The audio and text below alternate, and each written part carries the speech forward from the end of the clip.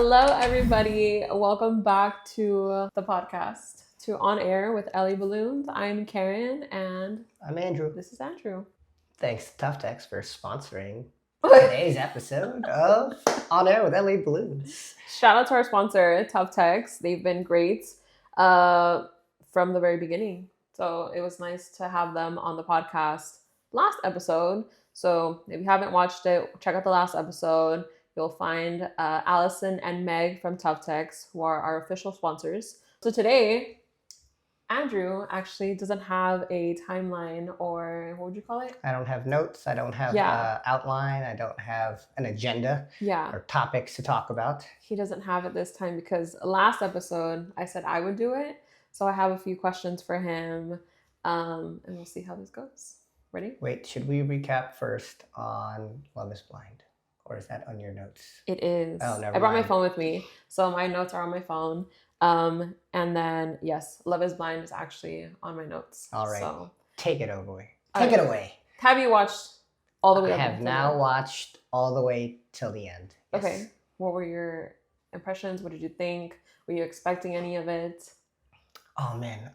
So Clay and AD not working out, that was kind of a shocker. I mean, yes and no. Mm-hmm. That one was kind of sad. Yeah. So it was interesting. Only one of the couples made it through. Yeah.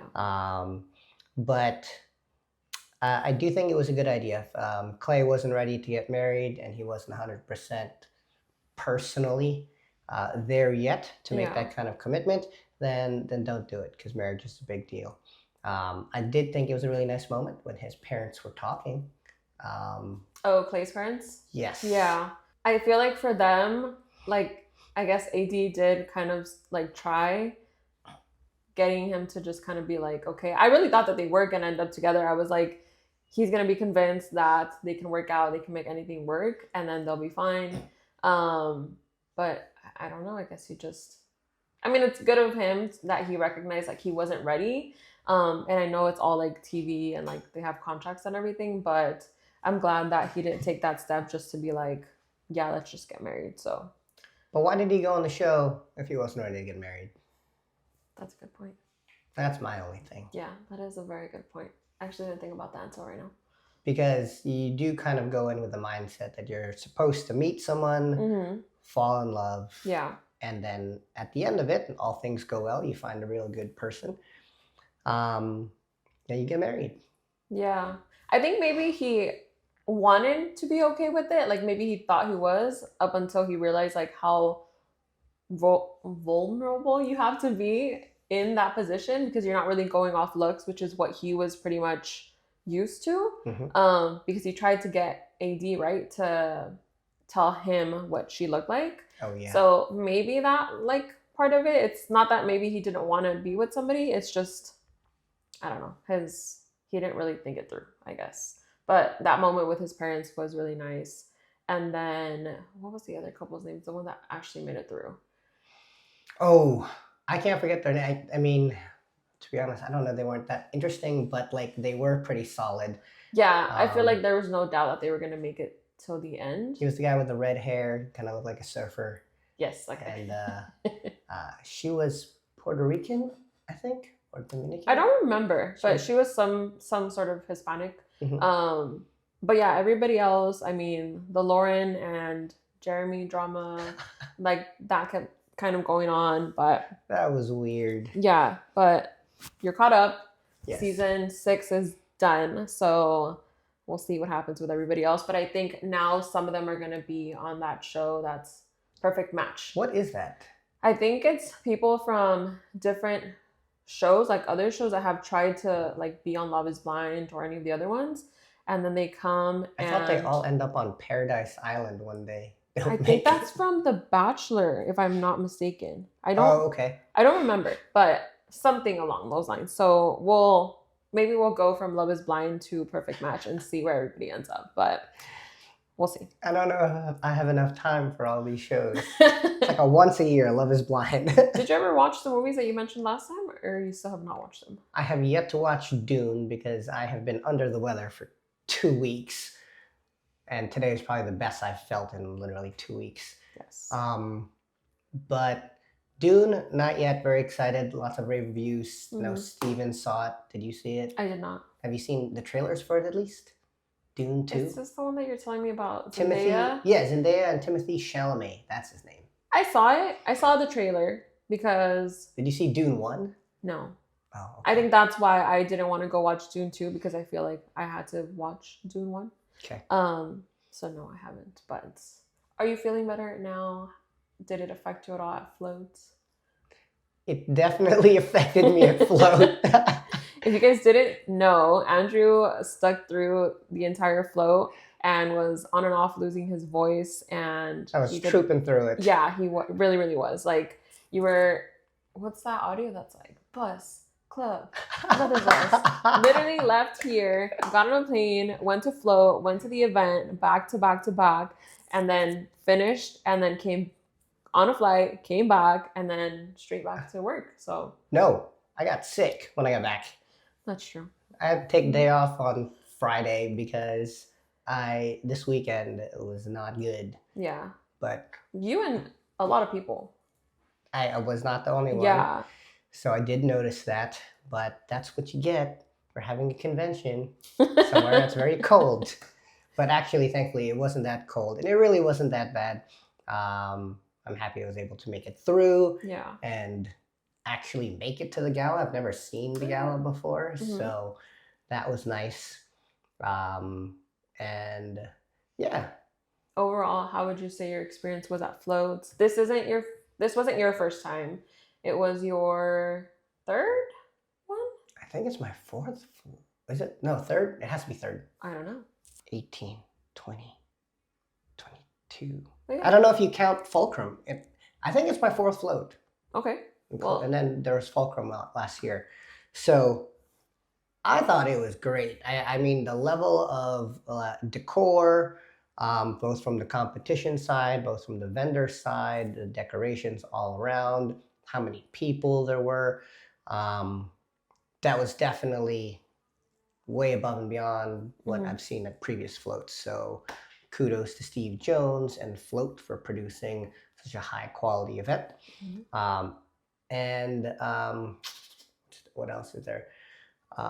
For me, I think the only thing that was hard was because my voice was gone and I was raspy a pirate the whole time. So thank you to Karen for holding down the fort and having all those interviews with all of our guests. And, sorry if I was a little awkward.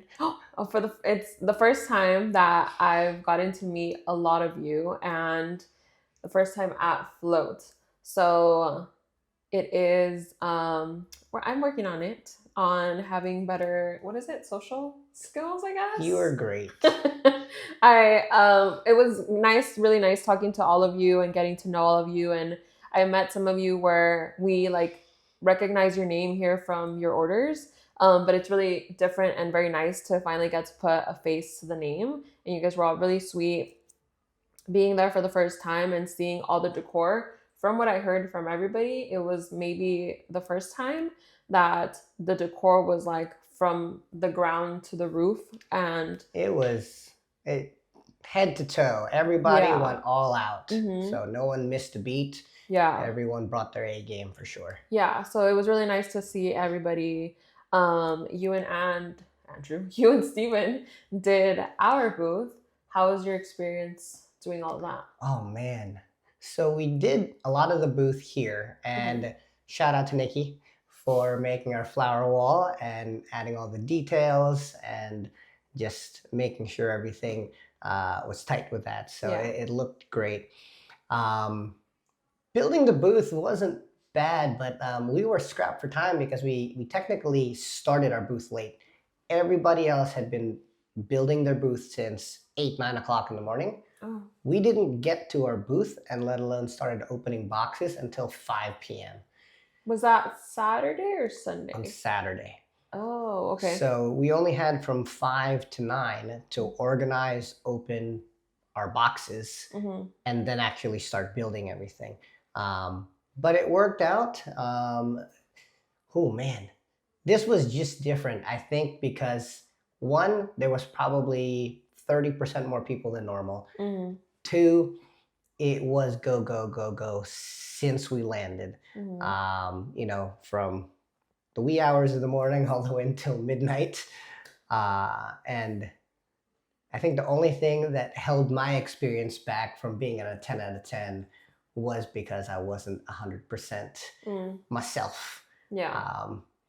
But building the booth, it was fun. You know, we had everything. We weren't missing anything. Steven does a great job planning it and organizing it. Everything made it on time. All the supplies were there. If you don't know, we generally mock up and build the booth in the warehouse before we actually do it at a convention or float, so we can get a feel for the space. It looked 10 times better there than we actually imagined it would be. How was your first time at Float? Like, what would you rate your experience? I wasn't the one that was sick. And for me, like, when I got back, I was still kind of like, whoa. Like, I was a little tired. It's a hurricane. It's a hurricane of events. So for everybody else that has been involved from, I feel like the whole process of it is a lot. And it's a lot of detail going into it. For me, it was great to meet everybody. I think that was like the highlight of the trip, which I think is what a lot of people actually said, was meeting everybody and seeing everybody all in one place and being familiar with what the balloon industry actually is was really nice for everybody. For me, it was just like very quick, and we were there. I didn't set up, so for me to be tired after, I helped bring everything down. But just overall, I think it was a great experience to be there, to meet people, to see everybody else's decor and what they do, and just being involved was nice. So yeah, mine was... Welcome to the balloon community after 7 years. I finally made it to Float, guys. But yeah, no, overall it was a nice trip. I think that even though it was just, what was it, like Sunday through, I came back Tuesday, it was nice. Like, it was, like you said, all of it was very like go, go, go. Like, there was no breaks in between for us. And I know a lot of you had, I think, like classes in between.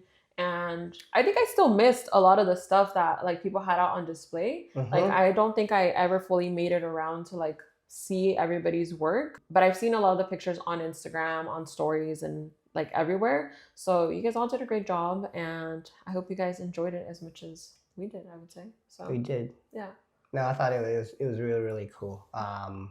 Shout out to the winners. Allie, winning a gajillion awards. Allie from Charming Garlands. And to Tabitha Miller. She came home with a gajillion awards from the competition as well. Okay. So like, really, kudos to you. Props to the work you guys submitted, and both for the floaties and for the competition pieces.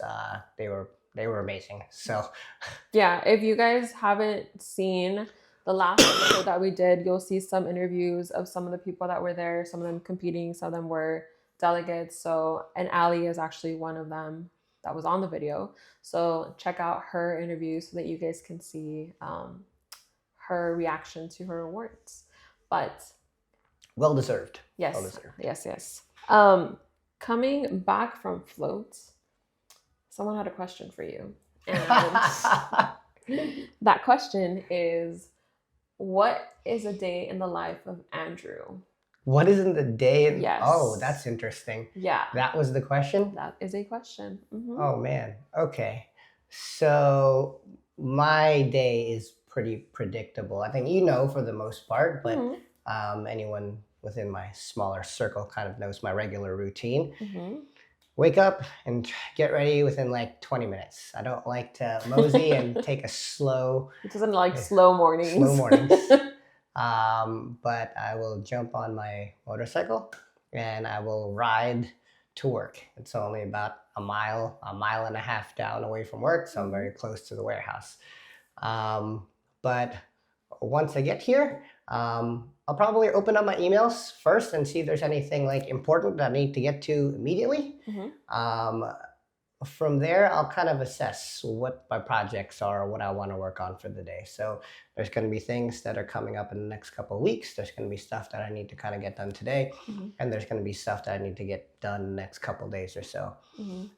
Once I kind of am mentally settled, I will have a nice little pre-workout drink in the morning. So I don't drink the pre-workout before I actually work out. I'll drink it in the morning when I get in. And that'll kind of wake up my brain, I guess, so I can start thinking clearly. Typically, then we'll have a little morning meeting with Karen. We'll talk about the projects in the warehouse, what the guys are doing, what the girls are doing. I think it's funny that when we refer to them, we just go, oh, the guys, and then the girls, which would be like the girls. And it could be like 2 of them out of the 4, whatever many people are here that day. But and we'll get trucking on projects throughout the day. In terms of the day to day, it could be customer service things, it could be manufacturer things, it could be shipment things, they could be claims, they could be orders. If there's issues, or if we're trying to prevent issues. The meetings that we have through the day typically stem from issues that we find. So if we want to make sure we want to fix something, if we want to add a new feature, if we want to offer a new service, really kind of brainstorming and figuring out how we make things better. Lately, a lot of it had to do with Float and our plans for Float, and also with the podcast. How can we film better? How can we make the processes better? How can we get our lighting and our setup kind of more YouTube-y and iTunes podcast vibey? But let's see, from there, I don't typically take an actual break. I don't eat during the day. Once the day kind of wraps up, I generally leave between, let's call it 5:45 to 6:15. From there, I'll go home, put my stuff down, and I'll head straight to the gym. I'll be at the gym probably until 8:30ish, give or take, and then come home, and I'm typically with my wife, Liz. So if she's not doing Pilates, then she's probably coming to the gym with me. And then we will make dinner together. And then from there, I don't actually turn on the TV. So normally after we eat dinner, we'll clean up and go to bed. But it's pretty it's that straightforward. It's kind of wake up, work, gym, eat. I will say I get very, very happy when I do actually eat. Eating is one of my favorite pastimes. And I can eat a lot of stuff. But do you know how to cook? I know how to cook. Between the age of 23 and 26, I had the Food Network on all the competition shows round the clock. And I did not learn a single recipe, but I learned all of the techniques. So I watched the cooking competitions because you get a mystery basket, right? And they'll a lot of times give you a certain meat or a root vegetable. And they generally always treat the root vegetables the same. Sweet potato, yucca potato, russet potato, doesn't matter. You can do the same type of things. You want to turn it into a fry, you want to mash potato, you want to twice bake it, whatever the case might be. So I learned all of these cooking techniques. You scroll back on my Facebook long enough, I used to post all my food pics. Oh, really? Because I like to plate food. I used to make desserts. I used to make food. Ironically, I'm sorry if I gaslighted you, Liz. I've got all this fancy foods that I used to make because I learned all of these fun techniques.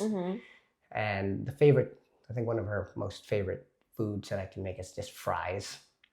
But I don't actually cook that way on a regular basis. On a regular basis right now, I like ground beef, sweet potato, eggs. Rice. Not as much rice, actually. Oh, really? No, I try not to do as much rice. Even though it's a clean food, quote unquote. I don't know if it's genetics, but I think I do better when I do more potatoes and even sourdough breads and wheat breads So, as opposed to rice. is that where you learned to do your turkey from watching that? I actually, my turkey is that's funny. If you guys didn't know, Andrew every year on Thanksgiving cooks a turkey for, and it's not even a turkey, is it? It's like It is a turkey. Oh, it is a turkey. Yeah. It's for him and his wife Liz, and he goes on his stories and posts a whole video of everything, right from start to finish. How to with make this the turkey. Yeah. Yes. And he claims it's a really good turkey. Well, my neighbors used to come, and Okay. I used to feed my neighbors too. Okay, well, and nobody here has been able to try that turkey, so we'll we'll circle back in November this year to see if that turkey is good. It's a combination of seeing my mom make turkey Okay. and my own turkey making recipes, to be honest. But yeah, I think you know what's funny? I just like making the turkey. What part of it? Or I like the whole process. Like everything from the night before and like brining it and like, getting it prepared and then like taking all the stuff out and cleaning it out and patting it dry, putting all the ingredients and stuffing it. And I think it's fun. It's not even the eating of the turkey. I'm happy that the people who've had the turkey enjoy it. But I think cooking is fun. Again, I don't know. Maybe I'm lucky, but like I thoroughly enjoy cooking. Okay. I thoroughly enjoy eating. I thoroughly enjoy working out. And again, I gotta go back. I'll show you. Like it's on Facebook. Yeah. My old Facebook was like it's food. Me plating food and making the little sauce lines and like literally like you would make it like the way you put it on TV, like. Oh yeah, no. I wanted to do one of those amateur cooking shows. Oh. And like I can do this. Like salt, pepper, garlic. Yeah. Like it was really I don't know, it was really cool. Because if you really watch it, yeah, and you watch what they're doing the same stuff. Yeah. To different meats. Yeah. You know?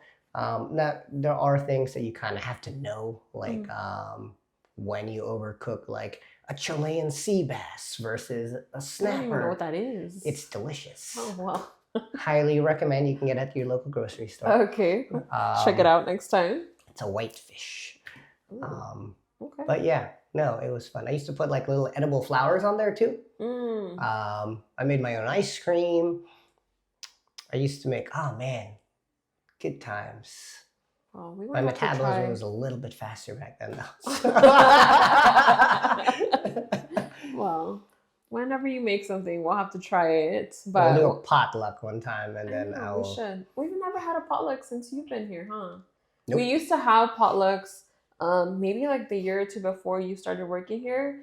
And there used to be a guy that worked here and he was also Filipino. And he one time had his mom bring like all these like Filipino dishes and it was it lumpia, I think? Yeah, and like all of that was like new to a lot of us here. And it was really good. So if you are ever wanting to make a potluck for us. That's funny. Ironically, I don't know how to make very many Filipino dishes. Every time I've asked my dad for the recipe for the inihao, which is like the grilled sauce marinade, he's just like a little bit of this, a little bit of that. It's like... I'm like, all right, cool. Yeah, it's like my mom. So like my mom, and I think if you're Hispanic or maybe just in general, because it seems like your dad does the same thing to you, in like Hispanic households, our parents or moms that are like the main ones to cook, they literally will always say like un poquito de esto, un poquito del otro, a little bit of this, a little bit of this, a little bit of that. Yeah. And so it's kind of like nowadays people kind of bring it up and they'll be like, kids nowadays or the generations now will never know how to cook the way like our parents used to or our grandparents. And I think part of it is true because a lot of us are not, like, fast food is so accessible to us now that we don't really take the time to cook and learn how to make like traditional foods that are pretty simple. And I think like you mentioned with like the potatoes and all that, like it is pretty repetitive with everything, but we just don't take the time to do it and we end up eating just rice and chicken. Or to learn. But you know what? Sometimes it's faster to cook. Yeah.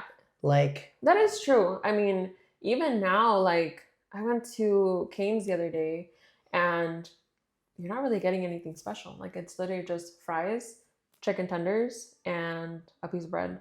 And that line was, it took me an hour to get in, get out, and well, get there, get in the line, go home. It was like an hour. I was like, I could have just gone home. I already have stuff at home. mhm. Could have made something and be done with it. Instead, I was out like $40 for the food that I got for me and everybody else. And then that was it. But Yeah, it's funny. Like now, I'm like, I used to think like, oh, it'll just be faster, yeah. but like, I like to mix ground beef with like short rib. So I'll cut up the little short rib Mhm. and I'll mix it into ground beef, Mm-hmm. and I'll turn them into little patties, Mm-hmm. and it takes like 8 minutes to cook. Yeah. It So doesn't like, take that long. and then the potato takes like 8 minutes to cook. And then an egg takes 2 seconds to cook. Yeah. Well, does an egg take 2 seconds for you? Are you one of those high heat egg people or like low heat egg people? Do you cook? I don't really cook. My mom does all the cooking. Okay. I know how to make some stuff. Like I've learned, especially I think during COVID. I think since we were all kind of like at home, and like my mom was sick during COVID, so we kind of had to just pick up on some stuff and just be like, how do you make this? How do you make that? So I've learned how to do some things. Thankfully, I am lucky enough to have my mom and have her cook for us. But in terms of the egg, I don't like runny yolks. I've seen So them you're on like a scrambled over easy or not even over easy? not over easy. Like it has to be, what is it, over hard? Oh, I'm sorry. Yeah, okay. Yeah. Like if it's a sunny side up egg, Yeah. it has the yolk has to be completely Hard? hard. So it's not really sunny side up anymore. No, yeah, that's why I don't Oh. even know. Like I'm almost embarrassed. Like when I order food at like a You restaurant. should be. Yeah. When they're Just like, kidding. how would you like your egg? Like most of the time I'll just say scrambled, because I'm like, I'm not going to tell you that I want a sunny side up egg and it's just fried basically. Like I don't want it to be runny. Oh, that's So interesting. yeah, for my egg, like So if you don't it's- like dipping your bread in the little... I don't know. It just It's to okay. me, it's like a texture thing maybe. Or I didn't like sunny side up eggs until like, I think it was high school or college. It was something later on. But I remember I used to eating scrambled eggs all the time. But I'd see my brother and my parents and everybody else like take the bread and like dip it. oh, And it always looks so good. So like, I wanted to do it, but like, I was the same way. It kind of made me gag. I was like, ugh. I can't. There's something about it. Like I see people eat it on like burgers, like especially they put in a burger See, and then they bite into it. That I can't do. I can't. Like props to whoever eats it. Like I mean, you eat whatever you want to eat, but like I won't eat the egg if it's like that. I'll either eat it hard boiled or just. Oh, hard boiled's kind of funny. Yeah. Why? Oh, I don't know. I just don't really.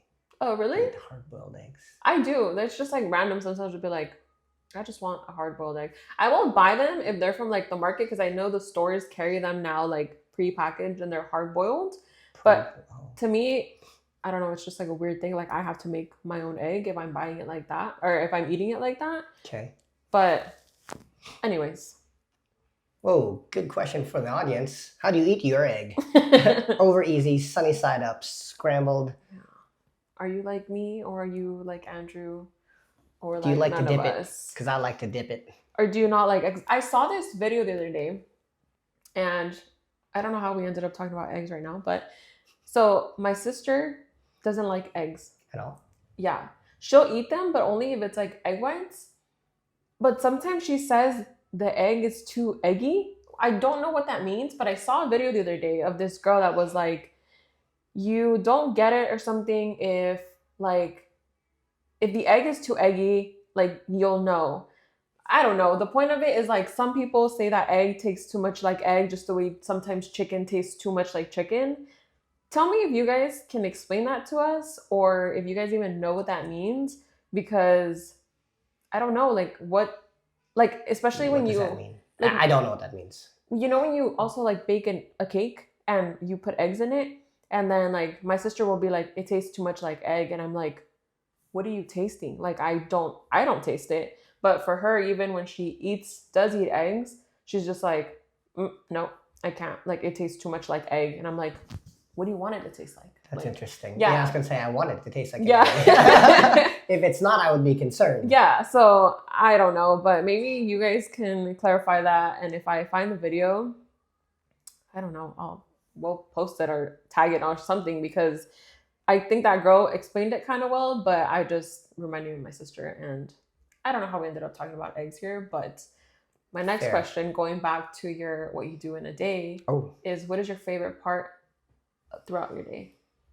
Other than the gym. Seeing my wife. Oh, that's sweet. That's what it is. So it's when sometimes she gets home first, sometimes I get home first. It really depends. Yeah. But nope, we'll hug. Yeah. Then we'll talk a little bit about the day. Then we'll get ready for the gym or whatever activity we need to do for the night. But no, that definitely has to be the favorite part of the day. Oh. Yep. I mean, yeah. Oh, that's sweet. I wasn't expecting that answer. So shout out Liz. You're the favorite part of the day. So that's so cute. Outside of the gym. That's funny. Okay. I guess not going back, but you work for LA Balloons. You've been working for LA Balloons for how long? 4 years? 5 years? Since 2018. 6 years. Oh, wow. Why did I think it was less? Don't know. Well, you've been here for a while, so. When did you make your first balloon decor? What was it?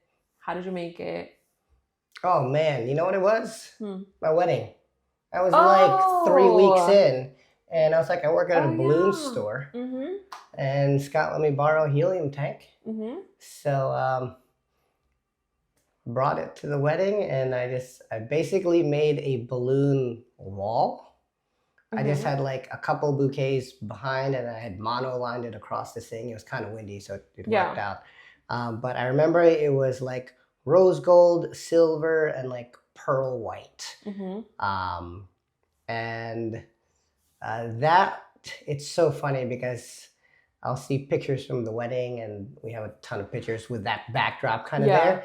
And, I had no idea what I was doing back then. But it turned out good. I mean, from what we've seen, like the pictures, like.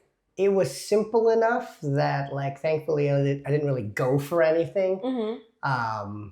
But there is so much more I could have done to fill that little 8x8 like wall. And so many things I probably would have done differently. Yeah. Even if it was just one photo op or backdrop. But that was the first one that I can remember. And I'm pretty sure that had to have been it because it was in the first 3 weeks of being here. Yeah. And I figured, how hard can this be? And years later, I still learn things every day. What has been your favorite decor that you've done so far now that you're 6 years deep into the balloon industry? My favorite thing it's the one I did for Liz's birthday probably 4 years ago. Was it the one with the hearts? Yeah. Oh, yes. So I'm seeing it now, and I'm happy people are doing it. But it was kind of like a organic mylar heart wall with 2 or 3 other organic pieces around it. Yeah, we'll put a picture somewhere here so that you guys can see. But that one was probably I'd actually built it in the warehouse, and then I brought it over to the event and the party. So I do remember thinking, I liked it better when it was in the warehouse, but it still looked pretty cool when it got to the event. It was nice. But that one I think that's probably my favorite so far. Okay. Well, but it's all a blur. I forget about them every time, and I never take a picture after I do something anymore. Really? Yeah. I feel like you've done a few, but I think the ones like for Liz, for sure, you've taken pictures, or I've been there, so I've taken pictures. But no, yeah, I think you've done a good job on all of them. I think my favorite one that you've done has probably been the ones that you did when we were at Flori Expo. Oh. And I think actually, yeah, like Andrew has a good eye for whatever he designs. And even for people's birthdays here, we'll just tell him what the theme is, and then he just goes and does whatever, because he has a touch on how to like put them together and has these ideas. So the guys don't really care for what we give them here for their birthday with balloons, but the girls are like, their theme is either florals or it's butterflies or it's a color, I don't know. So like there was one time you did the tan numbers with was it eucalyptus, I think, right? Like that one was really nice. And I'll try to again put pictures of the stuff that we have that Andrew's made so you guys can see it. But now that I think about it, I think that one was a really good one too, the one that you did for Diana's birthday. I think it was when she turned 20-ish, 21? No, year? it wasn't 20. 21. It was 20, I think. That one was really good. The butterfly one that you've done for Eileen.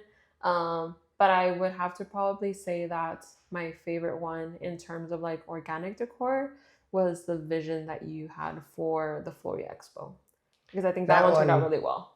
That one was, but that was also with the help of a really good crew. Yes. So shout out Jessie Decorations. Jessie Decorations. That was her first time working with florals. With her florals. And Liz was there. Yeah. You guys all did really, really good. Was Steven there that time? Mm-mm. No, but it was still just... That one was really cool. That one was a really good one. But yeah, the florals for Jessie, like, it was crazy. And the main piece on like the main decor, that thing was heavy. That circle arch? Yeah. Yeah, the circle thing. That was really, really cool. Actually, I don't know. They go by so fast. Yeah. It goes up and it goes down. Yeah, it's nice to see though the visions like come to life that you guys have. So, yeah. You know, it's funny though, and I know Steven generally has a clearer vision when he makes something. And like even for this past float, you know, that was his concept. So I did the balloons on top, but it was kind of his idea to make that the overall design. But I don't generally actually have a vision beforehand. You kind of just go in. And that's with any art piece. Yeah. So I remember even when I used to draw and like painting and stuff, I just start with a circle. Or I would start with like, so balloons kind of make sense. Yeah. They're already circular. But I don't really have a concept of what it's going to look like really beforehand. Huh. Okay.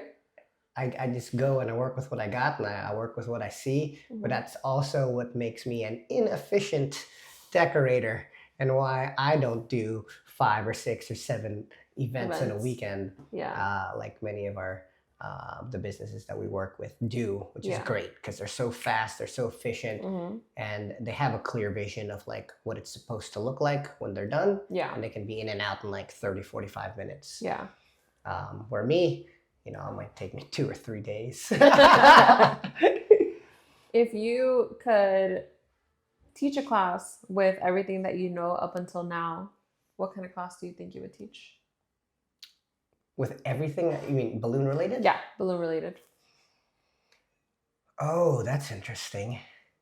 It would be an organic class. I guess it would have to be quote unquote my style. Although I was just talking about this with someone, I think it was Liz the other day. Oh, really? That I know I have a style. But I don't know if I have developed a distinctive enough style. So when I look at a lot of the decorators that I look up to and I'm inspired by their work, I feel like you can tell like, oh, that's so-and-so, or that's this person, or that's that person. There's something about their formula or how they go about their process of making their piece. I'm sure everyone here who's listening, who is a decorator knows, you know, if you've ever tried to emulate or copy something, it's never exactly the same. You know? So everyone's got a little bit of unique process on the order of operations, on how they build it, or how they attach things together, or their combinations, whatever the case might be. But even though I haven't fully developed, I think a true personal style on organic decor, I do at least have a system or a method, and a way I go about thinking and looking at it when I am working through it. So I guess I would teach an organic class, and then my process for filling in and adding and putting this there, that there. Yeah. If you guys want Andrew to teach a class, comment down below. He's like, no. I know there's a lot of work into putting a class together, and I know a lot of people have really taken the time to do their classes, and I'm sure it takes a lot of time. I think that's a good idea for organic, and like you said, I think everybody has like their own touch to everything.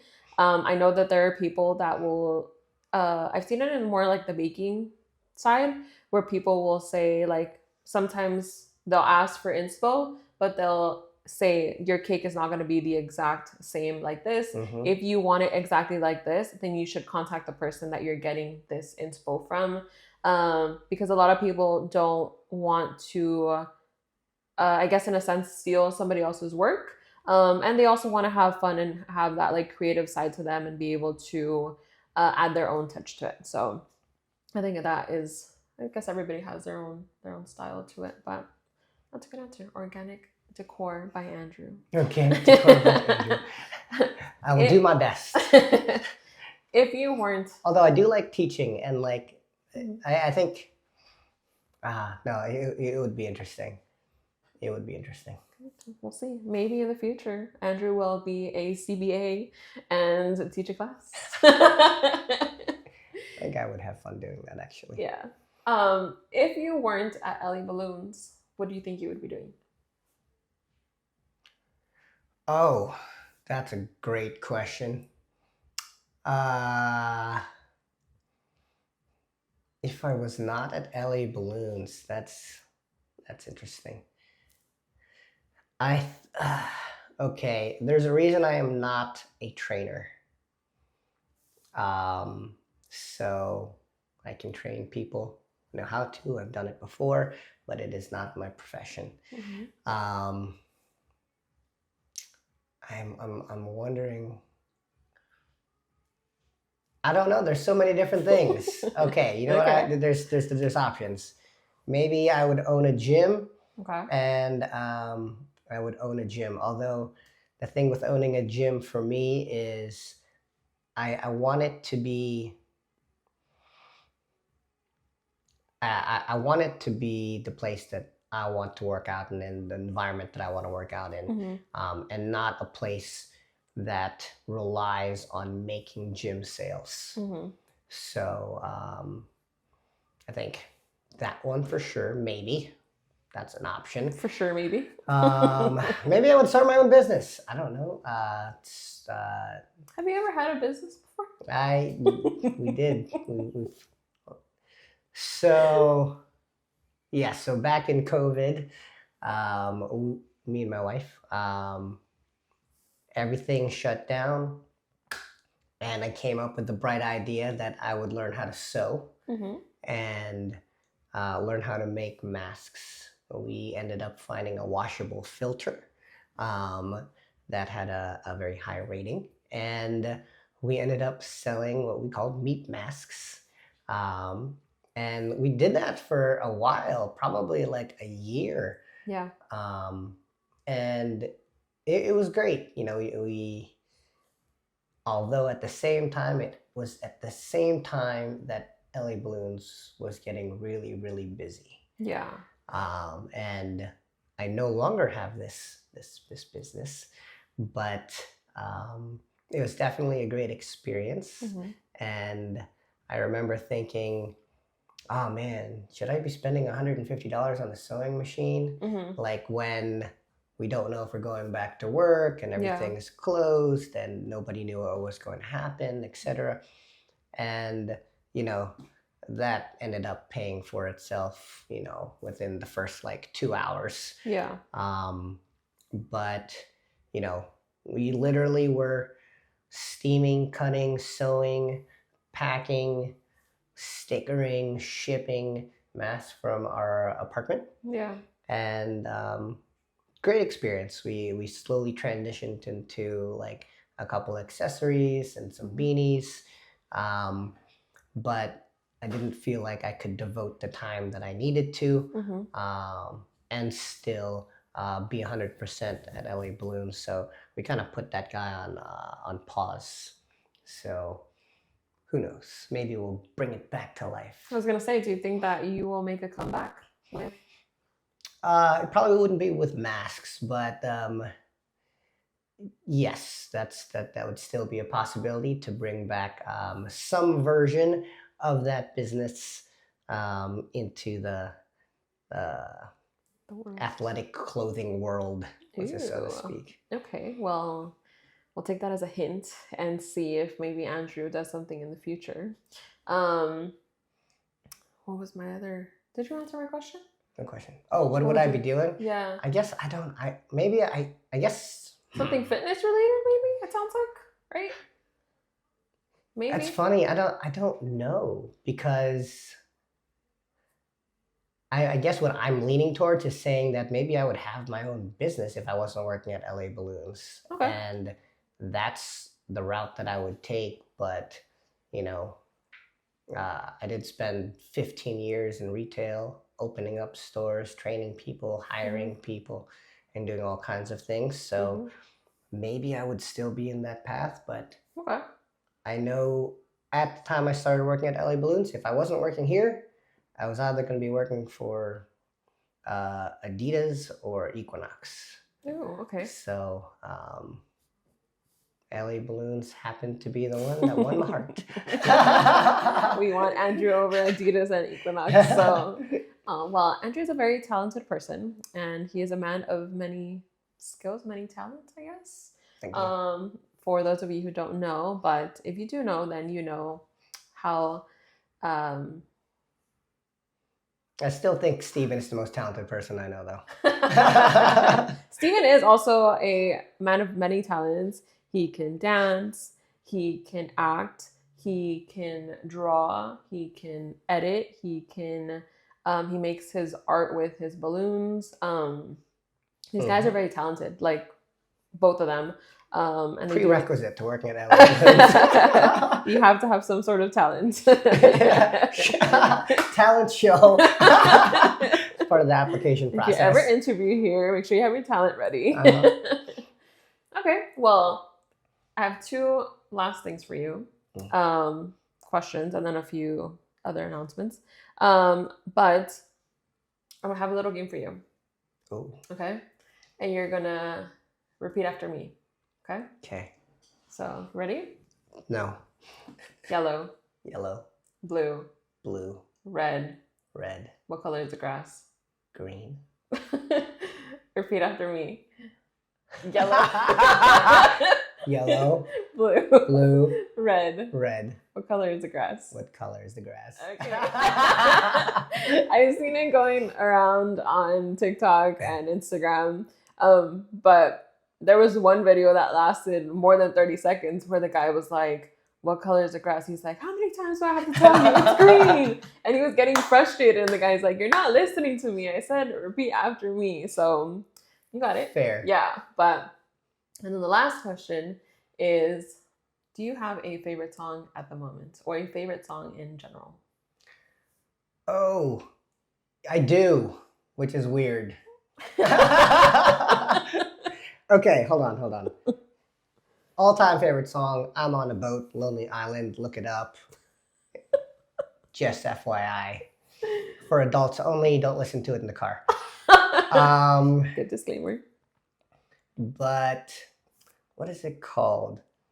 30 Seconds to Mars? I've heard it. The Kill? It sounds great. It's not. It's just like an alternative rock song from like the late 90s, early 2000s or something like that. But that's the song that I start my workouts with now at the gym. So recently, that's been my jam. 30 seconds. What'd you say? 30 Seconds to 30 Mars. Seconds to Mars. And the song is called The Kill. Uh-huh. Funny thing, the guy says like, bury me, bury me. Uh-huh. I always used to think he says, marry me. Oh. Marry me. Remix. Anyway, well. that's the song. What's your favorite song right now? I'm trying to. I did think that some of these questions, I was like, I wonder if he asked. I hope he doesn't ask me back because I don't have an answer to it. But if I had to pick a song, my music taste right now for the past few months has been more in Spanish. Like I listen more to Spanish. Right now, I really like the song that Cristian Nodal and Grupo Firme made together. And I think it's called,